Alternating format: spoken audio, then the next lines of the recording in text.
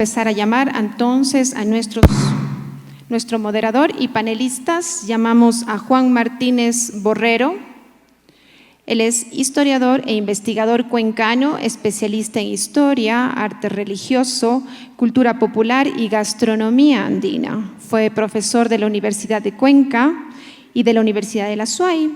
Ha dirigido investigaciones sobre patrimonio cultural inmaterial y pintura mural colonial, autor de varios libros, entre ellos La Mesa Colonial en la Audiencia de Quito. También llamamos a Jesús Osvaldo Quispe Arones. Él es director de la Mancomunidad, director ejecutivo de la Mancomunidad Regional de los Andes en Perú, ingeniero industrial con más de 12 años en gestión pública y gobernanza territorial. Fue también secretario de Descentralización y viceministro de Gobernanza Territorial en la presidencia del Consejo de Ministros del Perú.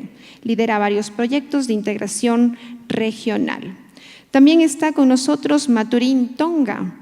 Él es director del Departamento de Planificación y Desarrollo Territorial de la Asamblea de Regiones y Distritos de Costa de Marfil. Con más de 20 años de experiencia en fortalecimiento de actores locales, coordinó el proyecto de apoyo a las autoridades regionales y locales de Costa de Marfil, cofinanciado por la Unión Europea con foco en la inserción económica de jóvenes. Por último, invitamos a este panel a Gustavo Manrique Miranda. Nos acompaña también Gustavo Manrique Miranda. Él es vicepresidente del directorio de la Fundación EARTH. Fue ministro de Ambiente, Agua y Transición Ecológica del Ecuador, donde lideró el mayor canje de deuda por naturaleza del mundo con 450 millones de dólares destinados a Galápagos. En 2023 se desempeñó como ministro de Relaciones Exteriores. Así es. Muy bien, bienvenidos a este panel, todo suyo. Tenemos un lapso máximo de 40 minutos para todo el panel, ¿de acuerdo? Muchas gracias.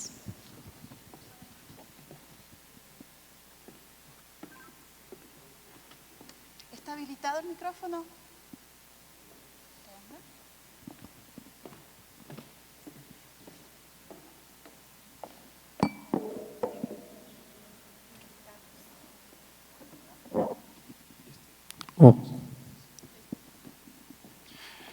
Buenos días. Vamos directamente al panel que se ha planteado para esta mañana, que discute en el marco de esta reunión un tema de gran importancia, que es el tema del patrimonio y el desarrollo del turismo. No voy a repetir los currículums de nuestros distinguidos participantes porque se han dado ya lectura y vamos directamente a sus intervenciones. Nos han indicado que tenemos un tiempo máximo de 40 minutos, de manera que voy a pedir por favor a las personas participantes que nos sometamos a un límite de 10 minutos. Este es el tiempo que tenemos en honor al programa de la mañana. Me voy a permitir empezar con Jesús Osvaldo Quispe Arones, nuestro compañero que viene de nuestro hermano país de Perú, para que en base a su experiencia pues nos comparta esta perspectiva del patrimonio como una de las claves de la oferta turística. Bien, muy buenos días a cada uno de ustedes. Muy contento de estar acá en Cuenca, la segunda vez que vengo. Muy feliz de traerles el saludo de una experiencia importante en el Perú. En el Perú somos 25 departamentos o regiones, y de esos 25, en la zona del centro, desde Ica hasta Cusco, nos hemos juntado las regiones, 6 regiones.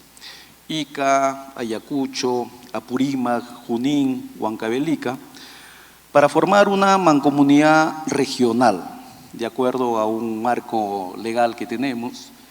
Y es la primera mancomunidad que viene trabajando una visión de desarrollo territorial. En esa visión de desarrollo territorial, un factor sumamente importante es la descentralización. Nosotros creemos en la descentralización, somos una instancia que promueve, transmite, fomenta y hace que la descentralización sea un factor importante del desarrollo. Dentro de ello, nosotros, las 6 regiones, hemos hecho una visión de un trabajo articulado, donde ya no somos Ayacucho, Huancavelica, los departamentos, sino somos un solo territorio. Un solo territorio que trabajamos bajo un esquema de articulación por diferentes áreas. Un área es la dimensión económica, la dimensión social, la dimensión de gestión pública y la dimensión ambiental. Dentro de la misión o lineamiento o el eje económico, nosotros tenemos un factor importante que es promover y desarrollar el turismo. Y tenemos un patrimonio sumamente importante en la gastronomía, tenemos en la cultura, tenemos, para decirles que ustedes conocen, todos esos sitios emblemáticos que son muy conocidos en el mundo. Por ejemplo, desde el Cusco tenemos nosotros Machu Picchu, que es una cosa impresionante. Tenemos en Ica las líneas de Nazca, tenemos Paracas. Cada región se constituye con un patrimonio que Ayacucho, por ejemplo, tenemos nosotros ahí, se selló la independencia del Perú, ¿no? Tenemos ese patrimonio importante que es un monumento que refleja la independencia. Junín, que es un valle importante, y todo este patrimonio que tenemos, hacemos desde la mancomunidad que pueda verse ya desde un circuito, donde no sean pues temas aislados, ¿no? Lo que queremos es que planifiquemos nosotros en el territorio, que estos sean pues circuitos turísticos integrados. Entonces hemos desarrollado nosotros todo un trabajo con el Ministerio de Comercio Exterior, que es del nivel nacional, con las comisiones de turismo que tenemos nosotros en la mancomunidad. Tenemos la articulación en los 3 niveles de gobierno para trabajar una gestión articulada. Tenemos el Ministerio de Comercio Exterior que por primera vez ha planificado un enfoque, una planificación de un turismo interregional con nosotros. Y en ese contexto, nosotros en los departamentos tenemos las direcciones regionales de turismo y hemos formado la comisión de la mancomunidad y hemos trabajado todo un plan estratégico para promover nuestro turismo. Entonces, es un modelo muy importante en el Perú que constituye un ejemplo porque nosotros tenemos que mejorar nuestra competitividad territorial para darle oportunidad al turismo. Como mancomunidad estamos mejorando nuestros aeropuertos. Nuestro país es un país sumamente centralista, que para ir al Cusco tenemos que ir a Lima, pero nosotros tenemos aeropuertos importantes. Cusco tiene un aeropuerto importante, Ayacucho tiene un aeropuerto. Entonces lo que queremos es mejorar los aeropuertos locales. Está el aeropuerto de Jauja, el aeropuerto de Andahuaylas, y eso es nuestro papel para darle infraestructura y condiciones al turismo. También en el tema de descentralización estamos trabajando un tema muy fuerte. Imagínense que los ingresos que se generan de los visitantes a Machu Picchu, a Nazca, a lo que tenemos nosotros, esos patrimonios, eso lo cobra o son ingresos que van a las arcas del nivel nacional, o sea, van para la economía, ¿no?, nacional, y lo que nosotros desde la mancomunidad estamos promoviendo, que esos recursos pues vayan a las regiones. Le dan un porcentaje mínimo, pero nosotros lo que queremos es la autonomía de esos ingresos económicos que generan estos patrimonios que tenemos.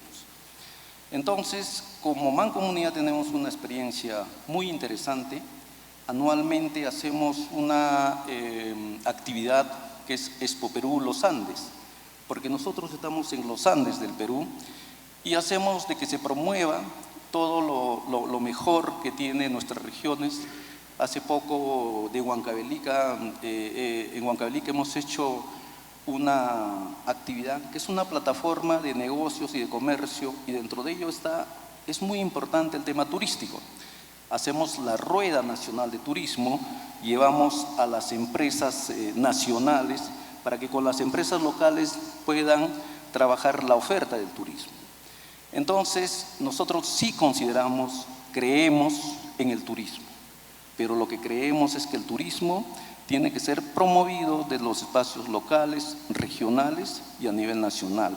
Creo que esa es una propuesta muy importante que estamos ahora desarrollando en nuestra patria, en el Perú, porque Perú tiene, pues, a nivel de turismo, tenemos una Amazonía impresionante, ¿no? Con el río Amazonas, tenemos por la zona del sur, tenemos Huánuco, nos acompaña nuestro gobernador de Huánuco, donde tenemos ahí la Bella Durmiente, en Tingo María.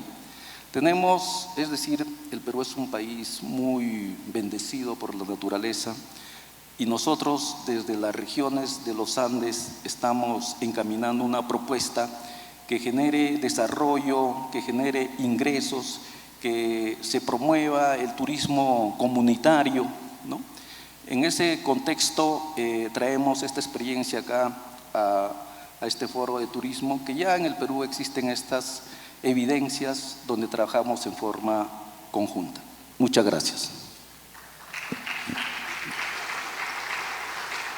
Gracias, agradecemos mucho al ingeniero Quispe por su presentación. Él nos ha hablado de la necesidad de crear una mancomunidad, o de haber creado una mancomunidad que trabaje también en el desarrollo turístico y desde una perspectiva regional para aprovechar la riqueza de los recursos que un país como el Perú tiene. El tema de la descentralización es importante, los recursos no pueden terminar necesariamente en el gobierno central, tienen que ser distribuidos e invertidos en las regiones. Le agradecemos mucho por esa perspectiva, ingeniero Quispe. Procedemos con la intervención, y perdóneme si pronuncio mal su nombre, Monsieur Tonga Matuan, bienvenido.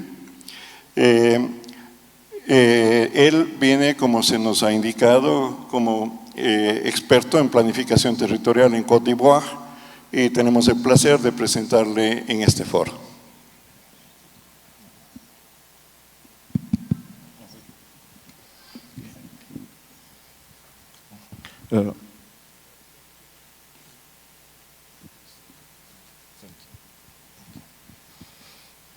Merci infiniment pour l'opportunité qui nous est donnée de participer à cet important forum.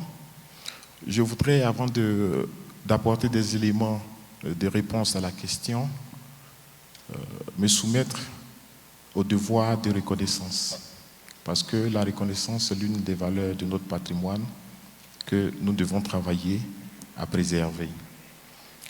Je voudrais, au nom de son Excellence, le docteur Jonaka Awele, président de l'Assemblée des régions et districts de Côte d'Ivoire, dire merci à Ori Foga, au président, à son secrétariat général et à toute son équipe qui n'ont ménagé aucun effort pour que nous puissions être là à ce forum, parce que j'ai la chance d'être l'un des rares escapés africains qui ont pu obtenir le visa pour participer à cet événement. Nos remerciements vont également au préfet de la province de la Tsouaï pour tout ce qui a été mis à notre disposition depuis l'accueil, avec l'équipe de la coopération internationale, depuis l'accueil jusqu'aux commodités qui nous ont été mises à disposition pour faciliter notre séjour ici. Pour revenir à la question, je dirais que le cas spécifique de la Côte d'Ivoire est marqué par un essor du tourisme qui a été freiné au début de l'année 2000 avec les différentes crises militaires et politiques que le pays a connues jusqu'en 2011. Et c'est après cette période-là que la stabilité a permis le retour à la normale et à réaliser des investissements dans le tourisme. En ce qui concerne la décentralisation, les collectivités territoriales régionales ont été mises en place et les premières élections en Côte d'Ivoire ont eu lieu en 2013. Donc, ça fait 13 ans que la Côte d'Ivoire dispose de régions, collectivités territoriales. Et dans ce contexte-là, nous avons une loi qui consacre le transfert des compétences et la répartition de ces compétences-là entre l'État et les collectivités territoriales depuis 2003. Donc, les régions existaient, mais elles ont été mises en service en 2013. Et dans les domaines de compétences qui ont été transférés aux régions et aux communes, il y a 16 domaines de compétences. Il y a la promotion du tourisme. Mais ce qu'il faut observer, c'est que cela part d'une certaine perception. Je ne sais pas si c'est la réalité dans d'autres pays, mais le tourisme est perçu comme ce qu'on fait quand on a réalisé tout ce qu'on estime être essentiel, donc quelque chose de superflu. Quand on a engagé tous les investissements et qu'on peut faire quelque chose, on investit dans le tourisme. Nous avons initié des actions pour faire comprendre à nos élus que le tourisme n'est pas le secteur comme ils le voient, mais c'est un super secteur. Parce que les investissements dans le tourisme permettent de toucher d'autres secteurs qui ont été énumérés ici, la santé, la sécurité, l'éducation, la formation professionnelle, le transport et d'autres secteurs. Et les investissements dans le développement touristique ont un effet d'entraînement sur la croissance économique, sur l'emploi, mais également sur le développement durable avec la préservation de l'environnement et tout ce qui concerne la protection de la biodiversité, par exemple.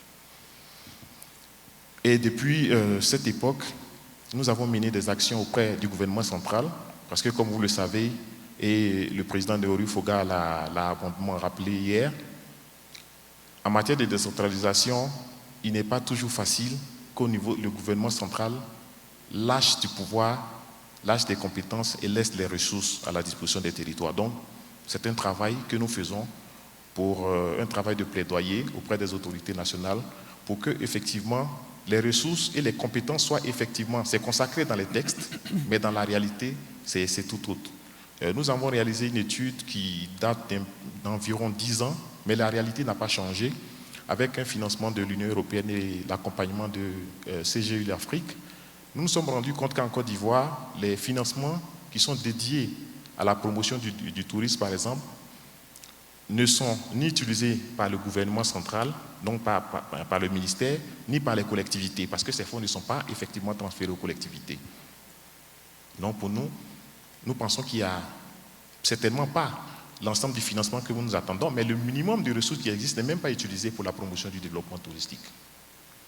Donc nous avons engagé beaucoup d'actions de plaidoyer auprès du gouvernement pour que les textes d'application de la loi sur le transfert des compétences soient effectifs pour permettre aux collectivités de pouvoir exercer pleinement. Parce que de ce qu'on sait, le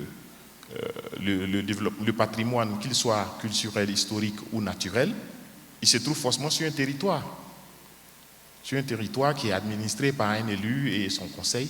Donc il est bon parce que c'est l'instance la plus proche des réalités territoriales qui a naturellement la capacité et la compétence, qui connaît mieux son territoire, qui peut s'occuper de ce développement-là.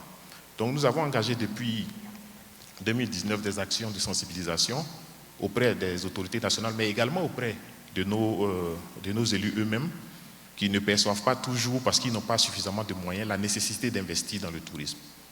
Et cela commence à apporter, parce qu'en 2024, en mai 2024, nous avons organisé à Abidjan et à Grand Bassam les assises internationales du tourisme responsable, qui ont rassemblé des pays européens et une dizaine de pays africains. Et cela a été un déclic et a permis au ministère d'engager un dialogue avec l'ARDCI pour travailler de façon concrète sur le transfert des compétences en matière de tourisme aux collectivités territoriales. Et aujourd'hui, l'ARDCI fait partie du Conseil national du tourisme. Donc c'est l'instance nationale qui réfléchit au développement et aux orientations en matière de développement touristique. Et une commission spéciale a été mise en place sur la valorisation des atouts régionaux. Donc nous travaillons sur ces aspects-là.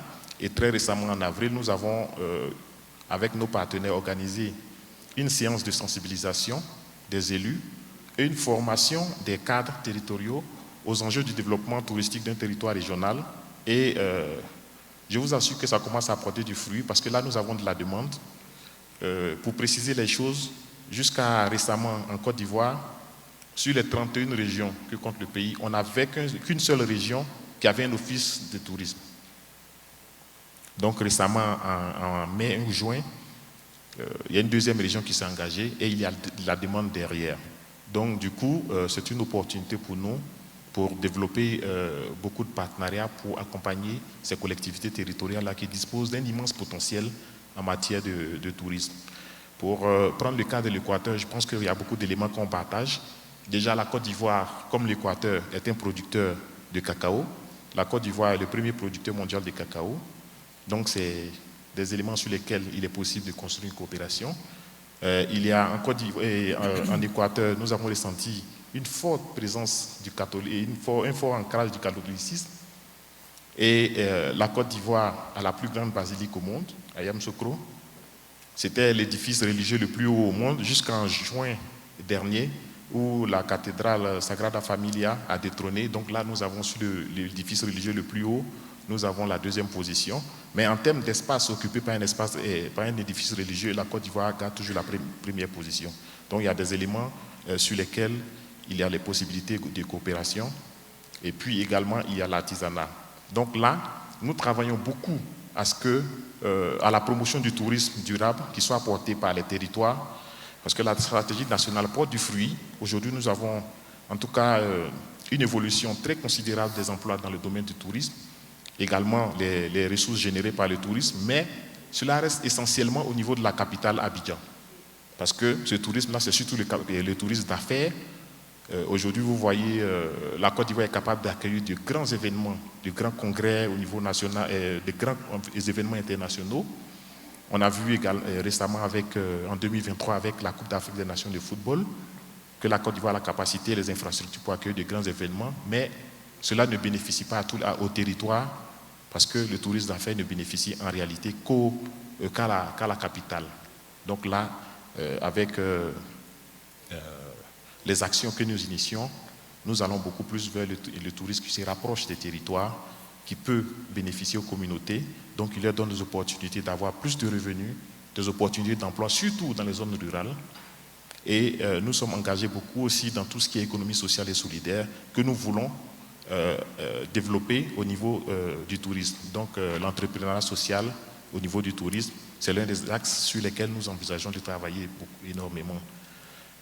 Donc pour nous, le tourisme au niveau des territoires ne doit pas être vu comme une activité isolée, mais c'est une stratégie qui doit être intégrée à la stratégie générale de planification du développement, mais également d'aménagement du territoire, parce que l'autre élément que nous avons observé, c'est que dans l'aménagement du territoire, il n'y a très souvent pas d'espace prévu pour les investissements touristiques. Donc après, quand il y a de l'intérêt, la contrainte foncière se pose.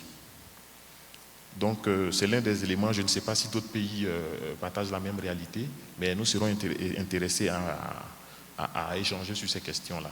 Voilà les premiers éléments que nous pouvons partager avec vous en ce qui concerne la situation de la Côte d'Ivoire et les actions des régions pour promouvoir le développement touristique régional. Merci. Merci. Es interesante el planteamiento desde una perspectiva de la historia de Côte d'Ivoire, Costa de Marfil.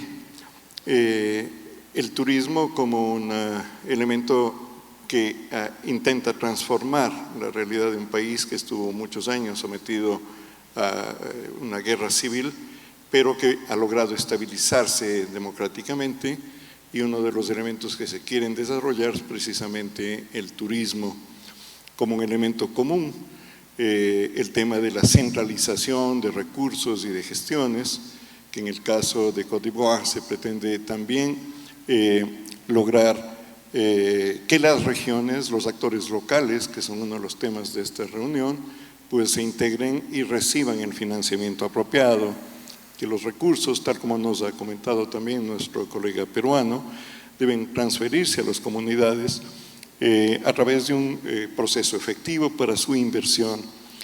Y por supuesto también en el nivel de las comunidades hay que proceder a un proceso de sensibilización para plantear los elementos que el turismo pueden mejorar en el nivel de la comunidad.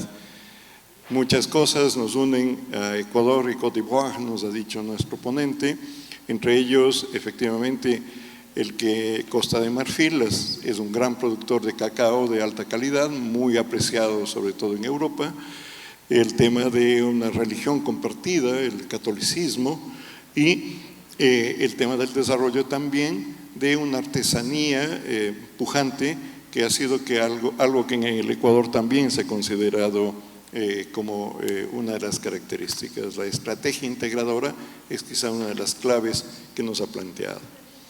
Pasamos ahora a nuestro último ponente, el ingeniero Gustavo Manrique Miranda, que, como se ha dicho también, tiene una gran experiencia en términos de administración pública y proyectos de impulso privado, y nos va a compartir en estos 10 minutos su experiencia. Muchísimas gracias por la presentación, por las cálidas palabras de bienvenida, y muchísimas gracias también a los organizadores por invitarme, aunque veo que tuvo que salir el prefecto. No quería dejar de dar un agradecimiento especial a la prefectura. Jota fue asambleísta cuando yo fui ministro, y debo decir que fue uno de los asambleístas más agudos en la fiscalización, pero que hace pocos días que tuve la oportunidad de volverlo a ver 3 años después, le dije que era el mejor asambleísta y que había tenido una fiscalización de altura. Así que si alguien lo ve luego, repítalo y felicítalo. Y a mí me gusta la coherencia. Su mayor preocupación como asambleísta era la biodiversidad y la naturaleza, y me llevó al paredón muchas veces con buenas preguntas y profesionalmente manejado. ¿Cuántas personas de la audiencia son ecuatorianos? La inmensa mayoría. Yo vengo a tratar de convencerlos de que Ecuador es tan rico como cualquier país rico del mundo. Somos tan ricos como Estados Unidos, tan ricos como Suiza, tan ricos como China, como Japón, como Corea, como cualquier país nórdico, con una diferencia. Nuestra moneda no es el dólar. Nuestra moneda se llama biodiversidad. Somos tan ricos como cualquier país rico del mundo, con la diferencia que nuestra moneda se llama biodiversidad. Pero ¿dónde está el desafío? El desafío está en cómo valorarla y cómo hacer que otros la valoren, cómo hacer que la movilización de los recursos para la biodiversidad deje de estar, o que deje de provenir exclusivamente de la filantropía y pase la movilización de los recursos a quedarse en este territorio por los mercados de capitales privados. Entonces, los siguientes 8 o 9 minutos vengo a tratar de dar mis impresiones sobre eso. Y es que hay que dejar de ver al patrimonio natural como un complemento del turismo y comenzar a entenderlo como el activo estratégico para competir. Y tú compites tienes competitividad de factores internos y de factores externos. En los internos, los que podemos controlar nosotros, es un poco la creación divina, o es un poco la visión cósmica, o es como lo que quieran creer ustedes en la teoría de la evolución. Pero lo cierto es que Ecuador ya tiene la Amazonía, Ecuador ya tiene los Andes, Ecuador ya tiene Galápagos, Ecuador ya tiene la costa, a diferencia de otros países del Medio Oriente, donde estuve hace poco, donde están construyendo desde cero ciudades para convertirse en países en el que su ingreso venga del turismo, porque ya entendieron que en las próximas 2 o 3 décadas el petróleo se va a acabar, y han vivido del petróleo, pero tienen que invertir en cemento, tienen que invertir en infraestructura, tienen que invertir en carreteras, en restaurantes y demás. Nosotros ya lo tenemos. Ahora, el otro factor interno es que tenemos que prepararnos, tenemos que crear una industria que tenga precios competitivos, que tenga servicio al cliente, que tenga una serie de cosas que a la hora de comparar, porque no somos los únicos, América Latina tiene más o menos todas estas características, quizás no tienen Galápagos, pero Costa Rica tiene cocos, la isla del coco, ¿verdad? Entonces, la biodiversidad hay que verla como la plataforma económica del mundo.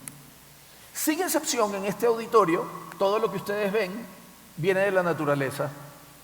El 100%, el podio, el micrófono, este traje, los lentes, estas hojas, esa pantalla, todo viene de la naturaleza, ¿verdad? De ella dependen sectores como el ecoturismo, la biotecnología, la bioeconomía, la seguridad alimentaria, la energía limpia, la economía circular y las soluciones basadas en la naturaleza.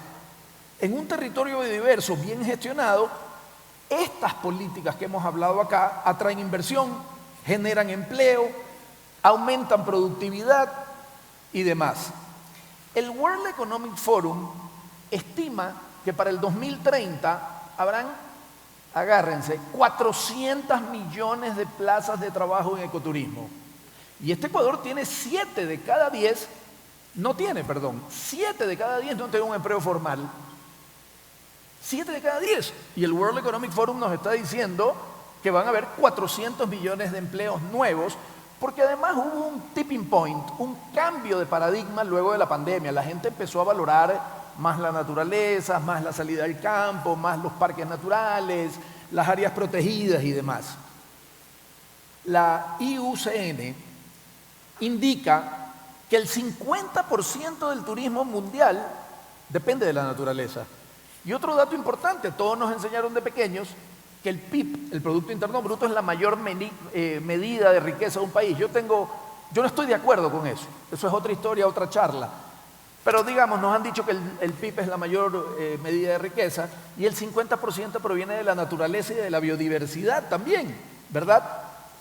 Y aunque algunos viajes no sean ecoturismo, en el sentido estricto de me voy a un lodge ecológico, siempre van a depender de paisajes, playas, climas, agua limpia, biodiversidad, áreas protegidas o experiencias de aire libre, ¿verdad? Esto significa que la pérdida de ecosistemas no solo afecta especies, también afecta la ocupación hotelera, la gastronomía, el transporte, las guías, las artesanías, operadores de inversión inmobiliaria y empleo local, ¿verdad? Este dato que me llamó la atención y lo he comprobado en 3 fuentes, 8.000 millones de personas van a visitar áreas protegidas marinas y terrestres este año. Y obviamente me llamó la atención porque somos 8.000 millones en el planeta. Eso quiere decir el número de visitas por persona.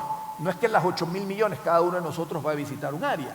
Puedes ir 4 veces seguidas al mismo parque si estás en el sitio, ¿verdad? Y quiero contarles algo. Estuve en Yellowstone.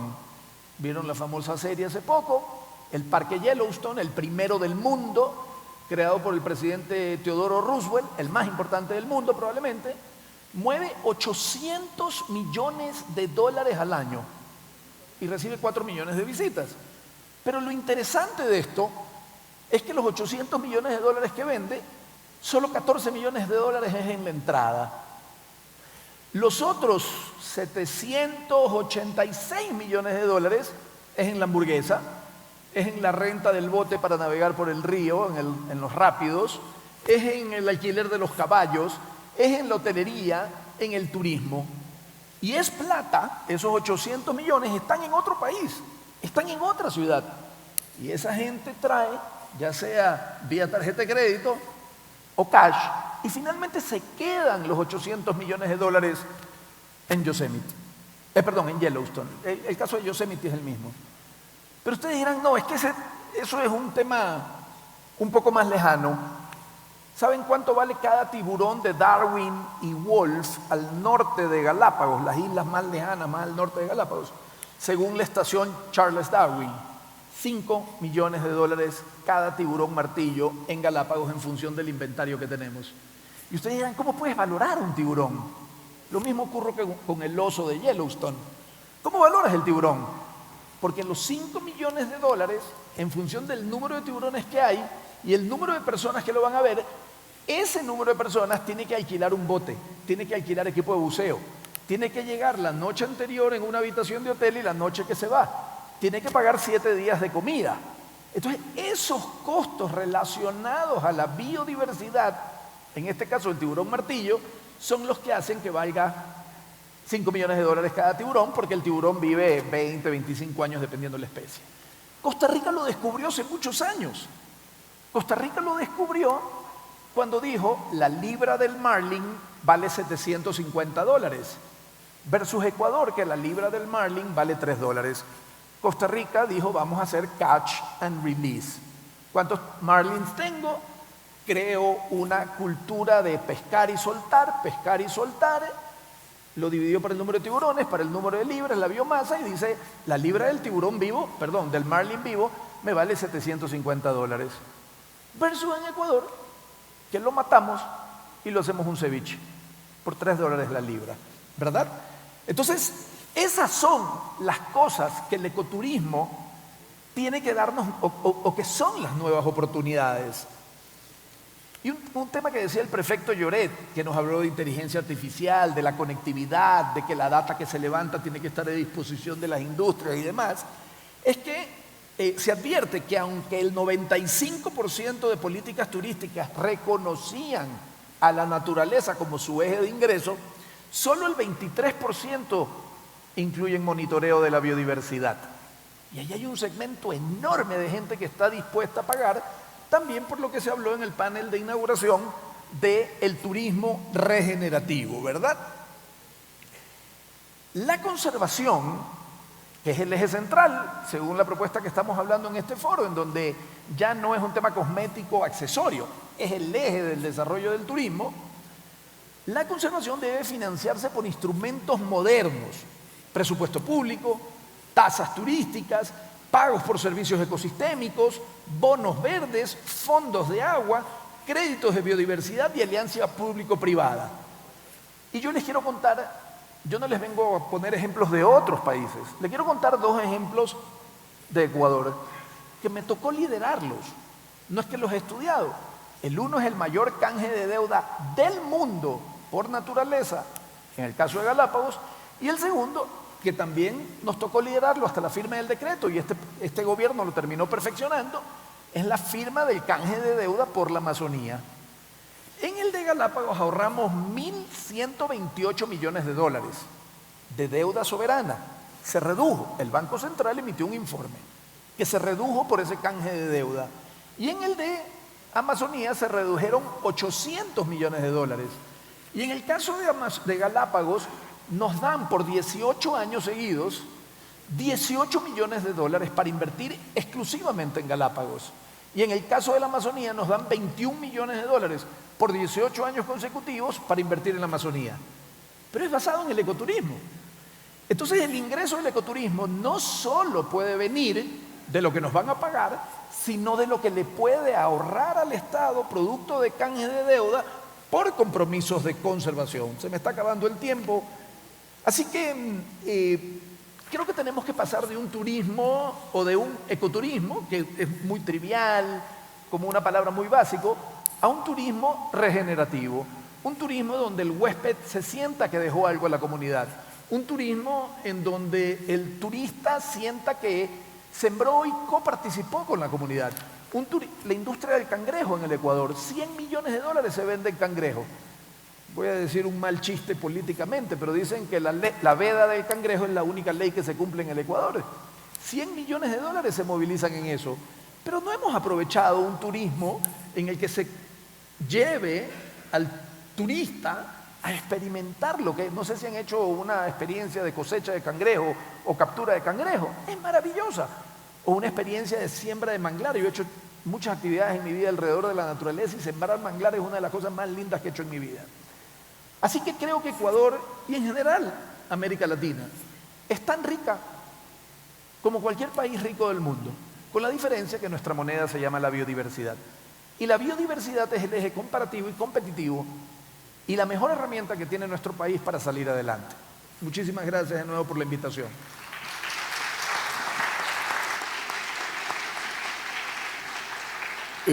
Muchas gracias, Gustavo.